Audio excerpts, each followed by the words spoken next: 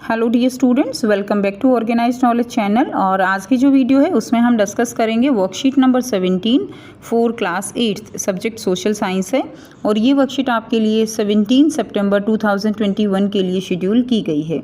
आज की जो वर्कशीट है स्टूडेंट्स, उसमें हम soil formation, landslide and soil degradation के बारे में पढ़ेंगे। पिछली वर्कशीट में हमने लैंड फॉर्मेशन और उसके डिग्रेडेशन के बारे में पढ़ा था। सो इस वर्कशीट में हम सॉइल के बारे में जानेंगे।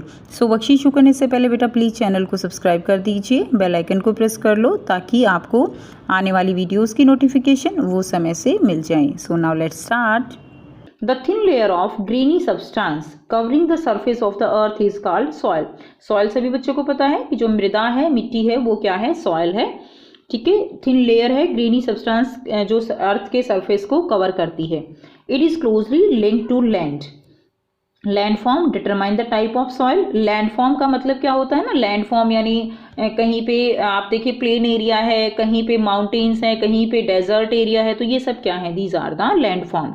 तो लैंडफॉर्म वो डिटरमाइन करती है कि किस टाइप की सॉइल वहां पर होगी।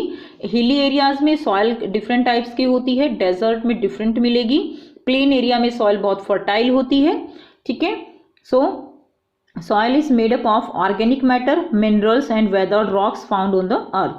soil किससे बनती है? soil is made up of organic matter, और जो minerals होते हैं और जो weathered rocks हैं, rocks यानी rocks का मतलब यहाँ पे जो चट्टानें होती है ना, rocks होती हैं, वो लगातार पानी के कारण, एयर के कारण वो क्या होती हैं? लगातार वो टूटती रहती हैं और उनसे soil formation होती रहती है। This happen through the process of weathering, और इस प्रोसेस को क्या बोलते हैं? This process is known as weathering. ठीक है, यानी सॉइल फॉर्मेशन का जो प्रोसेस होता है, okay, that is the weathering. Now the right mix of minerals and organic matter make the soil fertile. अब जो सॉइल के अंदर मिनरल्स और ऑर्गेनिक मैटर का जो मिक्स होता है वो क्या करता है? वो सॉइल को फर्टाइल बनाता है। जितना ज़्यादा मिनरल्स होंगे सॉइल में उतनी ही ज़्यादा वो फर्टाइल होगी, जितने ज़्यादा ऑर्गेनिक मैटर होगा उतना ही ह्यूमस होता है, और ह्यूमस जो है वो बहुत अगर ज़्यादा है तो इसका मतलब सॉइल बहुत फर्टाइल है। Now do you know it takes hundreds of years to make just 1 centimetre of soil. अब आप सोचिए 100 ऑफ ईयर्स लगते हैं केवल 1 सेंटीमीटर सॉइल फॉर्मेशन में, तो आप सोच सकते हैं कि कितना समय लगा होगा सॉइल फॉर्मेशन में। Now factors of soil formation. तो सॉइल फॉर्मेशन को कौन कौन से फैक्टर अफेक्ट करते हैं? The major factor of soil formation are, first है the nature of the parent rock. जो रॉक्स होती हैं डिपेंड करता है कि वो जो सॉइल है वो किस तरह की रॉक से जो है वेदरिंग हो रही है, कैसी रॉक से सॉइल बन रही है, उसके ऊपर डिपेंड करता है। नेक्स्ट देखिए क्लाइमेटिक फैक्टर। तो क्लाइमेट जो है वहाँ का टेम्परेचर, ये सारी चीज़ें डिपेंड करती है, वहाँ रेनफॉल कितनी है। नेक्स्ट है टोपोग्राफी। टोपोग्राफी हमने पढ़ा कि कैसा वहाँ पर टोपोग्राफी कैसी है, हिली एरिया है, डेजर्ट एरिया है, ठीक है, उस पर डिपेंड करता है। रोल ऑफ ऑर्गेनिक मैटर, तो ऑर्गेनिक मैटर उसमें कितना मिक्स है इस पे डिपेंड करता है कैसी सॉइल है। Time taken for the composition of soil formation, और टाइम भी जो है फैक्टर है सॉइल फॉर्मेशन के लिए। तो ये क्या है? These are the factors. Time, parent material, climate है, ऑर्गेनिजम्स यानी ऑर्गेनिक मटेरियल, ठीक है, and relief. So these are the different factors for the soil formation. Next देखिए लैंडस्लाइड।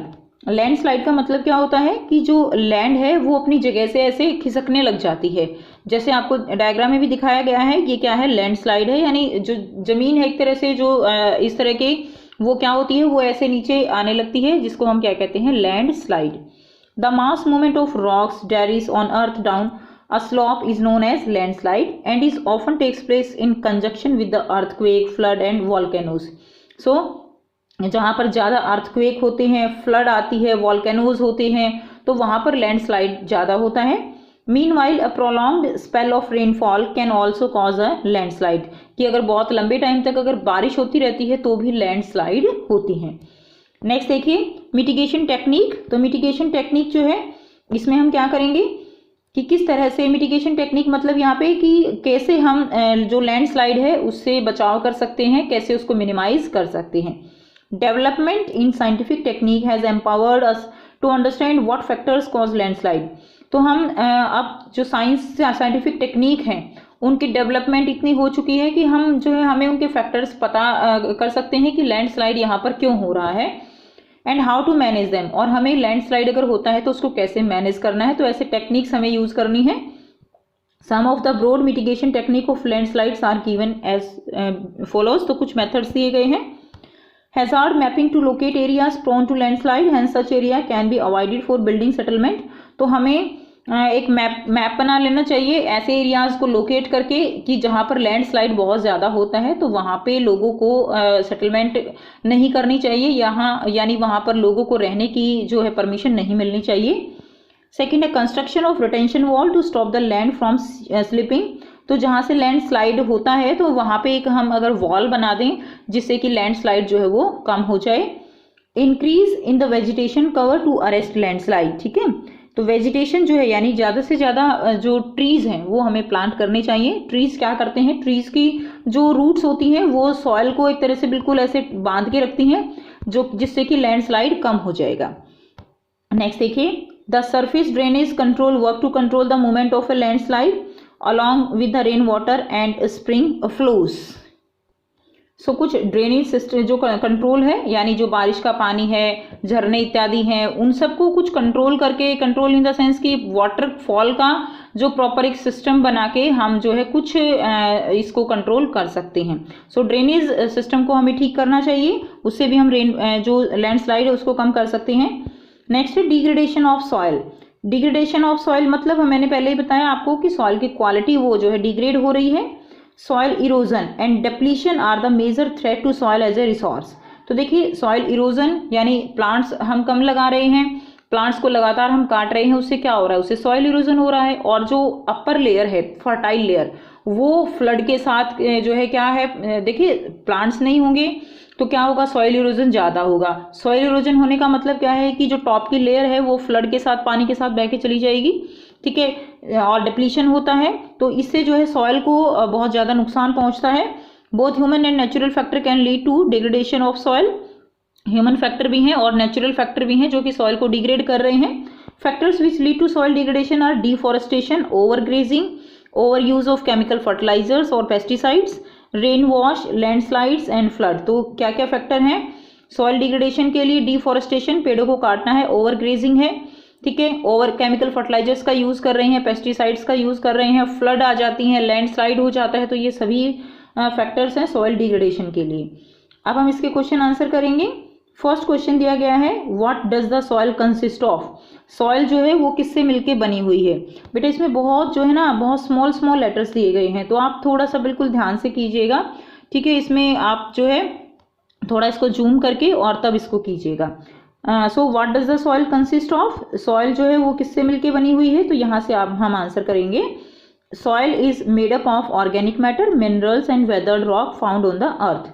तो यहाँ तक आप क्वेश्चन नंबर फर्स्ट का आंसर कर लेंगे। सॉइल किससे बनी है, ऑर्गेनिक मैटर से, मिनरल से, weathered rock found on the earth. ये आपका क्वेश्चन 1 का आंसर हो जाएगा।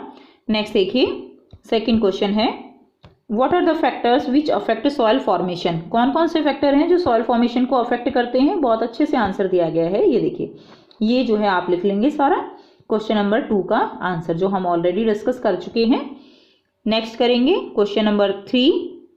क्वेश्चन नंबर 3 है why it is necessary to mitigate landslide, क्यों जरूरी है लैंडस्लाइड्स को मिटिगेट करना यानी उसको कम करना।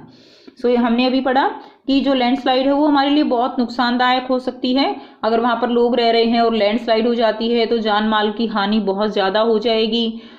उससे जो है फ्लड अगर आ जाती है तो उससे भी बहुत ज़्यादा लैंडस्लाइड होने के चांस होते हैं। तो आइए बेटा करते हैं इसका आंसर, ठीक है। तो यहाँ से बच्चों आप इसका आंसर लिख लेंगे the impact of landslide can be extensive including loss of life, ठीक है। अगर जो है एक्सटेंसिव हो जाती है तो लॉस ऑफ लाइफ होगा, destruction of infrastructure, damage to land and loss of natural resources. Landslide material can also block rivers and increase the risk of flood, so it is necessary to mitigate landslide. इसलिए हमें कोशिश करनी है कि कम से कम जो है लैंडस्लाइड हो, उसके तरीके हमें अपनाने चाहिए ताकि लाइफ का लॉस कम हो, नेचुरल रिसोर्सेज का लॉस कम हो। रिवर्स अगर ब्लॉक हो जाएंगी तो क्या होगा, फ्लड आने के चांस पूरे हो जाएंगे, ठीक है। So we have to mitigate the landslide. तो यहाँ से बेटा आप इसका जो है आंसर कर लेंगे। ये आपका क्वेश्चन नंबर 3 का आंसर हो जाएगा। ओके, तो ये आपका क्वेश्चन नंबर 3 है, वो हो गया। सो ये हो गई आपकी आज की वर्कशीट बेटा। आई होप आपको क्लियर है, और इस वीडियो अच्छी लगी तो लाइक कीजिए, शेयर कीजिए और ऑर्गेनाइज नॉलेज चैनल को सब्सक्राइब कीजिए। So thanks for watching students, have a nice day.